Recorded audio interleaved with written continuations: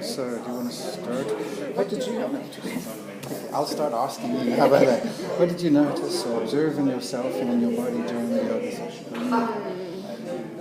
Okay, well, I enjoyed it, and even though it was short, I always enjoy the feeling. But I still found, just like last week, that my mind was wandering and thinking about all sorts of things, and so for me it takes a lot of work to get that presence. But when I do, it's really magical. Like when I can make that happen, but it's sort of perhaps it was just the nature too of it being so short. But when I have a lot going on in my life, I do find when I can get there, it's magical, but it's hard for me to get to that. And just to explain, what ways might the yoga practice, the physical practice, cultivate reflexivity and presence in you? Yeah, so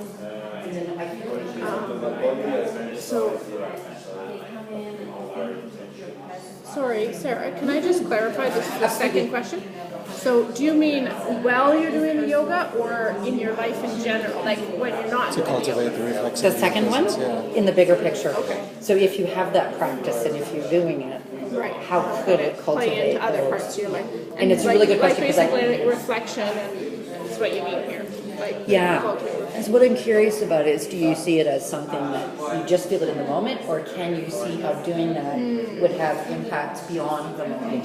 And you may or may not, right? Yeah. It depends on, So I think just because the breathing is such a big part of the yoga, that I can certainly see how, and I probably have used those techniques that I've learned in yoga in a stressful situation, and just sort of, taking the time to take the deep breaths and pay attention to my breath as a way of, I guess, centering myself in a situation outside of the yoga class. I'll ask you, and then I'll see if I have anything to add after. Okay. So what did you notice, observe in yourself and in your body during the yoga session? I felt bad because I went to the washroom and came back in the middle of it, but it's funny, even though I only caught the last probably third of what was done, because I practiced yoga, I sort of just stood there, centered myself, closed my eyes, went inside and started following the breath, and I think I immediately felt that sort of almost a grounding effect, I guess, sort of centering and grounding and feeling present in what's going on. But I think it had more to do with having done yoga before. That makes sense, because when I was doing yoga more regularly, I think it came more easily. It still wasn't constant, like it wasn't every time I practiced, but it became more. Yeah, I feel like, I kind of learned of yoga as a way to prepare for meditation, so when I look at it that way, it's sort of getting you into the right space.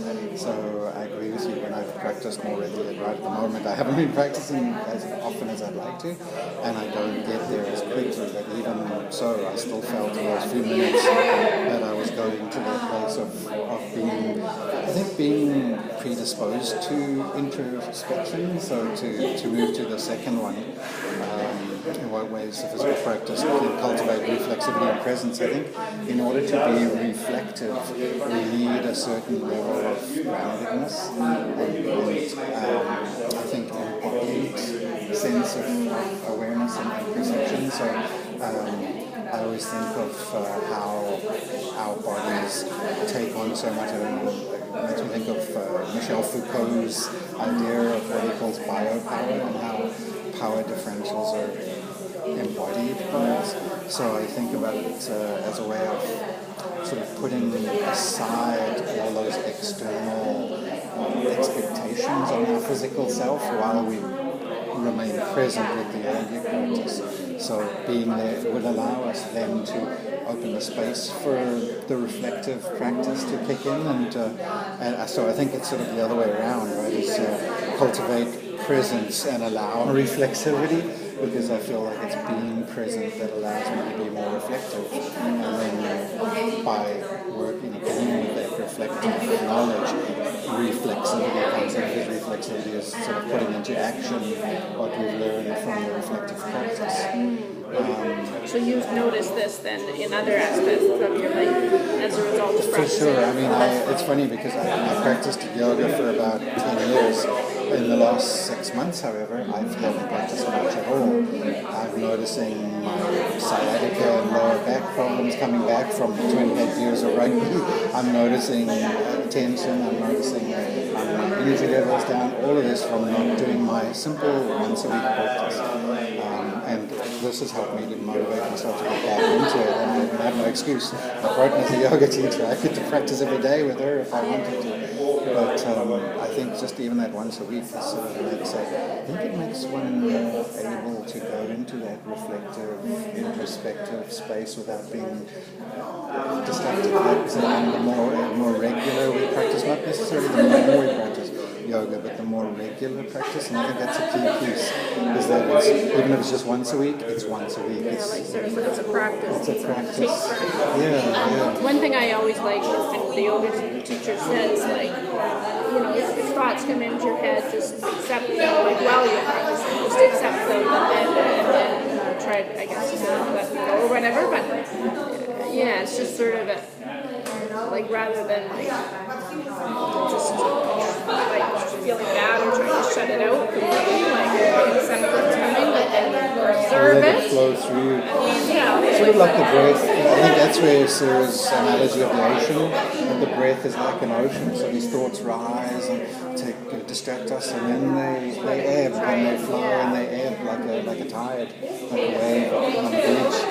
So it washes them like that. It would make sense that if you're practicing outside, when strong emotions or strong things come up, that you may be able to do the same thing as a way of letting it go.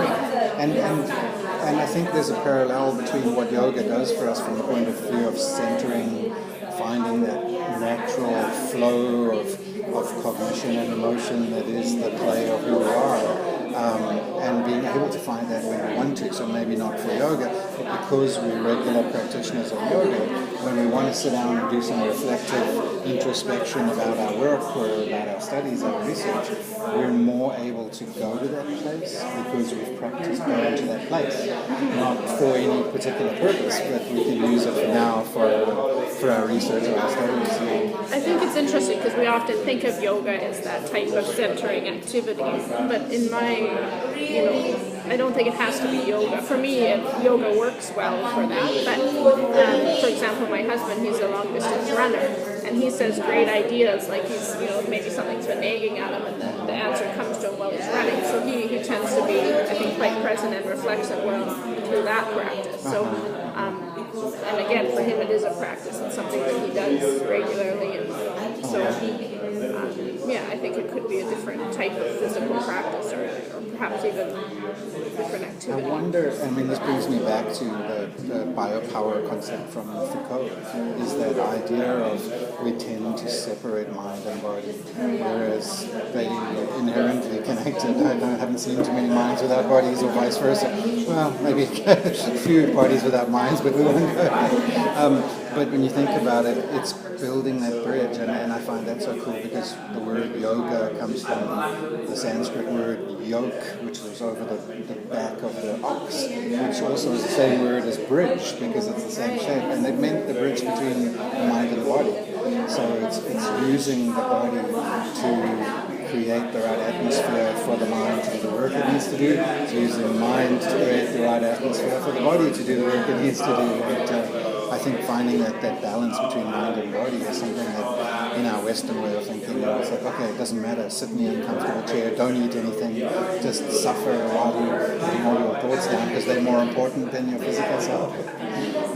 Whereas the reason I brought up Foucault is that idea that Foucault pointed out way before his time how our bodies are corrupted by the mongers of power, that the power dynamics of institutions, organizations, the medicalization, for example, of the human body, that sort of thing. So I think it's interesting, and I agree with you, it's not just yoga, but any regular physical practice that gives the mind space to take a back seat and let the body drive for a while, and let the mind then just sort of get into that neutral zone of doing what work it needs to do rather than forcing it to do something. Creating a lot of data here for you. Yeah, I guess we should stop. Do you have any more? Yeah.